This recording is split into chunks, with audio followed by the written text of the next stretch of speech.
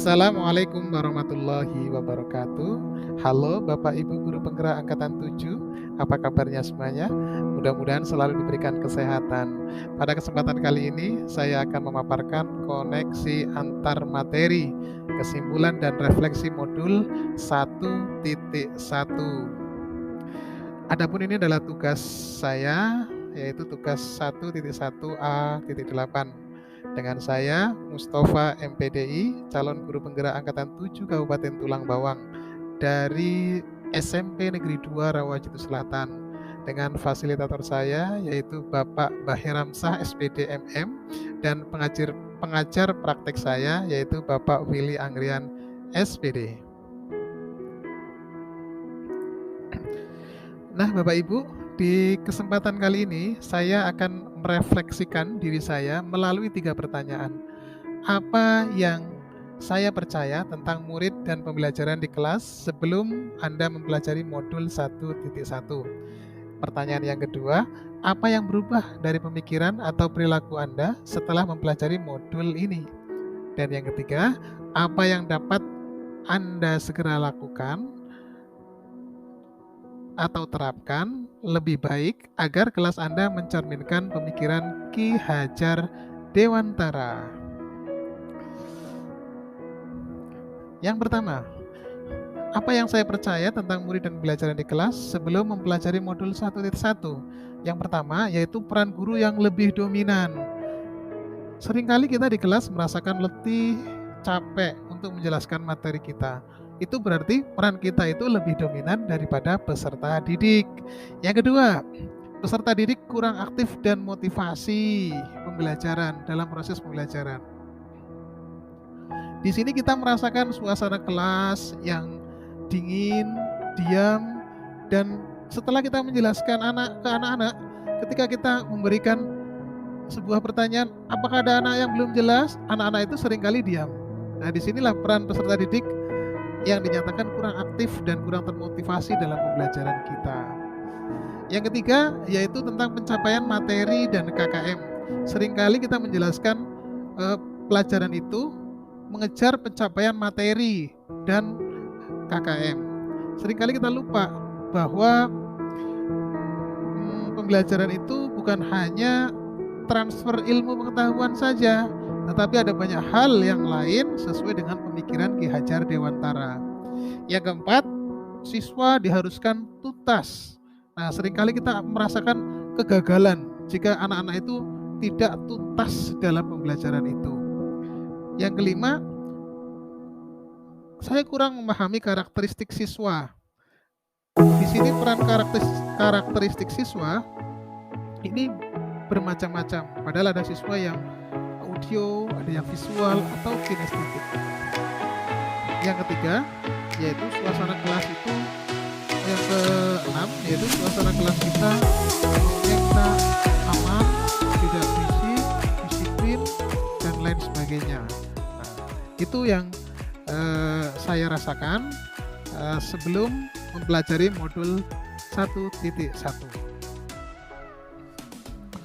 Nah, perubahan apa dari pemikiran atau perilaku saya setelah mempelajari modul ini? Yaitu yang pertama, yaitu memberikan peserta didik kebebasan menyelesaikan setiap tugas sesuai minat, bakat, dan kreativitasnya masing-masing.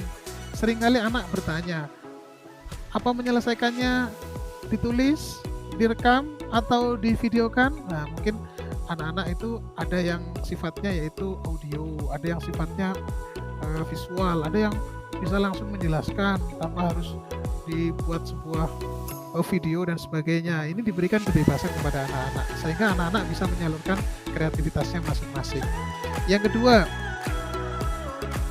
pembelajaran yang berpusat pada anak. Yang di sini saya memberikan stimulus pertanyaan-pertanyaan yang menarik dengan cara memberikan di awal pembelajaran itu memberikan media-media pembelajaran yang menarik yang memotivasi anak ingin belajar tentang materi itu. Nah, sehingga anak-anak itu muncul rasa ketertarikan pada materi kita. Yang ketiga, menghargai setiap karakteristik siswa, seperti memberikan rewards kepada anak-anak yang bisa memberikan jawaban dengan tepat, tapi tidak memberikan punishment kepada anak-anak yang bersalah. Ini memberikan semangat kepada anak-anak kita, supaya anak-anak kita lebih semangat lagi dalam belajarnya. Yang keempat, memberikan pembelajaran yang kreatif dan inovatif, seperti memberikan game-games edukatif seperti quizzes, kahots, dan lain-lain sebagainya. Hal ini memberikan semangat belajar tersendiri kepada anak, supaya anak-anak itu lebih tertarik dengan pembelajaran kita. Kemudian yang saya terapkan di kelas yang mencerminkan pemikiran Ki Hajar Dewantara. Yang pertama yaitu merancang pembelajaran yang interaktif dan menyenangkan yang melibatkan peserta didik. Nah, kita perlu membuat pembelajaran yang menarik ya, yang dalam hal ini kita memberikan feedback kepada peserta didik. Yang kedua, menerapkan pembelajaran yang berbasis kearifan lokal dan budaya. Pesatnya perkembangan ilmu pengetahuan dan teknologi ini terkadang melupakan kearifan lokal dan budaya setempat.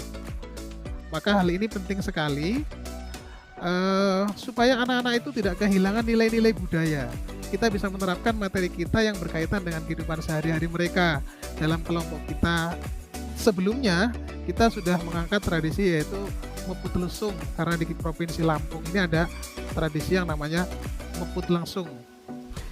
Yang ketiga, kita tidak lagi menuntut tetapi menuntun, yaitu sistem Among. Pendidik sejatinya itu adalah pamong, yang penerapan di kelas itu menggunakan pola ASI, asuh, dan asah. Hal ini yaitu berusaha memberikan keselamatan dan kebahagiaan setinggi-tingginya kepada anak.